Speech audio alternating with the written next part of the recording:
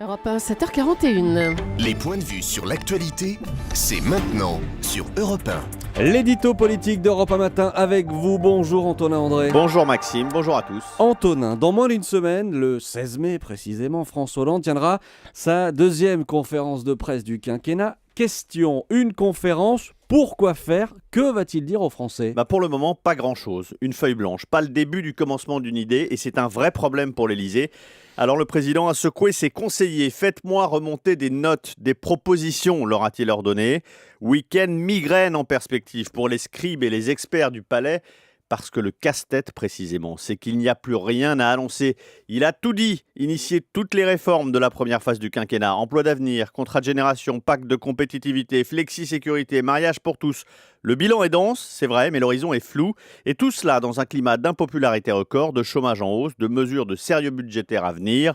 Difficile d'imaginer pire moment pour une conférence de presse. Antonin, en même temps, chez les socialistes, on dit souvent qu'il faut rappeler le cap, qu'il faut expliquer les choix du président. François Hollande peut tout simplement faire de la pédagogie. Oui, la pédagogie, on la connaît. Les outils sont là, il faut le temps que les effets se fassent sentir, il faut se rassembler autour du seul objectif, l'emploi. Tout ça, le président l'a dit, il va le redire. Mais face à 400 journalistes, le président va se retrouver rapidement sur la défensive.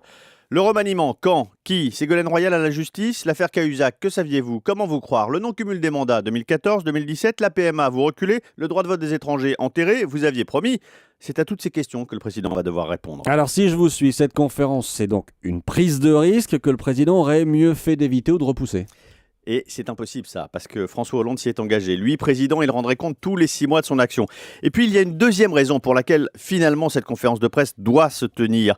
C'est que celle de novembre dernier avait été un exercice réussi sur la forme comme sur le fond. On y avait vu un président sûr de lui, arbitre, maîtrisant parfaitement les questions sur le Hollande bashing. Pour la première fois du quinquennat, un cap se dessinait. Trop vite, brouillé, il est vrai, par le fiasco Florange quelques jours après. Bref, tous les signaux sont au rouge, le président n'a rien à annoncer, mais cette conférence de presse est aussi une occasion pour lui de reprendre la main. Et de prendre des risques. Je retiens notamment une phrase de cet édito. Le bilan est dense, mais l'horizon est flou. Merci Antonin André.